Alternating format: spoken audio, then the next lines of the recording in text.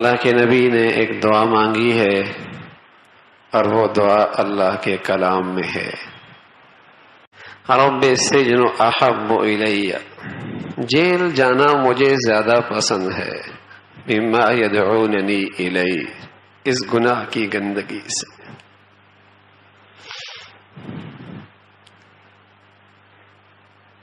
ایسی گناہ سے نفرت، ایسی اس کی برائی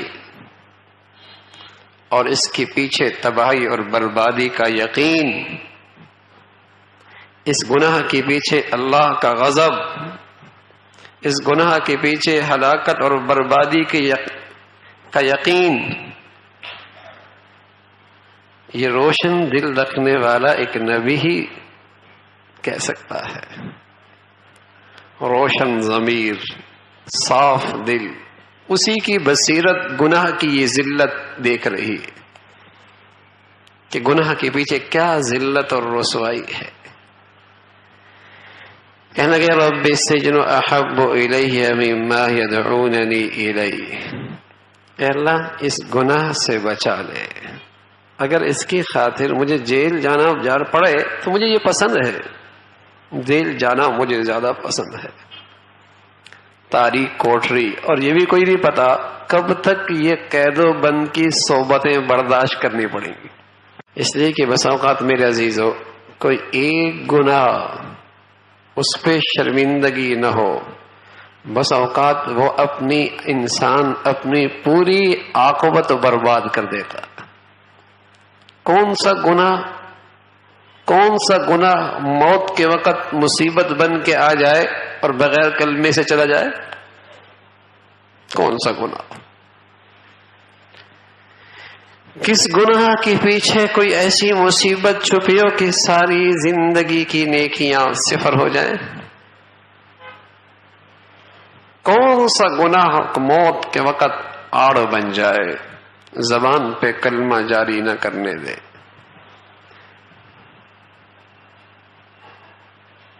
زبان پر اس گناہ کا اثر ظاہر ہو جائے، کون سا گناہ؟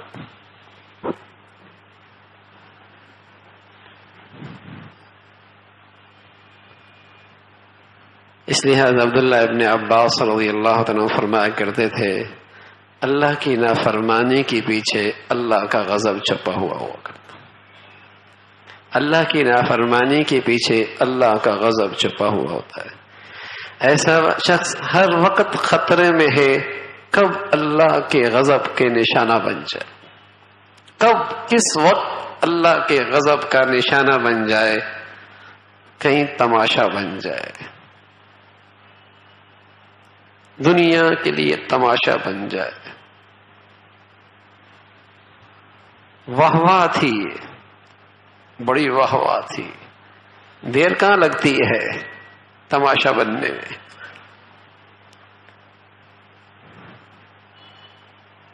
اوپر سے نیچے آنے میں اللہ کے لیے کوئی لمبے چوڑے فوج کی ضرورت کوئی نہیں، بس اس کا تو طے کرنا ہے۔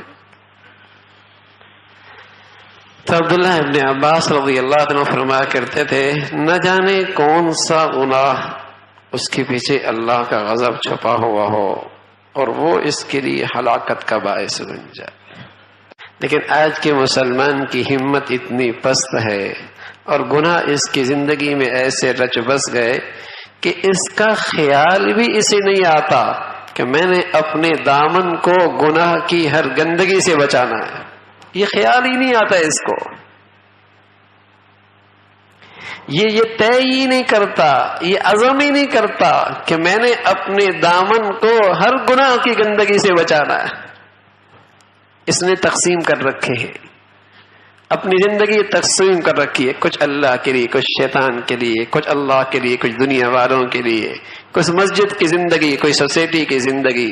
اس نے اپنی زندگی اپنے خیال سے تقسیم کر رکھی ہے اور اسی پر مطمئن ہے۔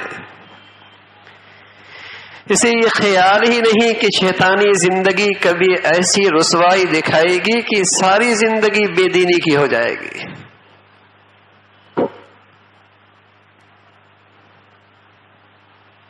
سارے نتیجہ صفر ہو جائے گا، اس لیے کہ ہر گناہ کے پیچھے اللہ کا غضب چھپا ہے۔ اگر ہم نے اسے اپنی زندگی کا حصہ بنا لیا اور ایسی گناہوں کی ظلمت نے مت ماری کہ ہم نے گناہوں کی زندگی کو اپنی تجارت کا سہارا بنا لیا، گناہوں کی زندگی کو اپنی معیشت کا سہارا بنا لیا، گناہوں کی زندگی کو اپنے اسٹیٹس کا سہارا بنا لیا، ہم نے گناہوں کی زندگی کو اپنی ترقی کا سہارا بنا لیا، ایسی گناہوں کی ظلمت نے مت ماری جو بربادی کا سامان ہے، آج ہم نے اسے اپنی فلاح کا سامان بنا لیا۔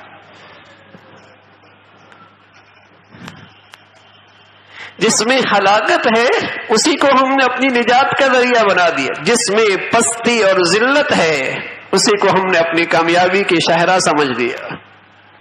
ایسی گناہوں کی ظلمت نے مت ماری ہے، اللہ کی نافرمانی بہت بڑی احسان فراموشی ہے۔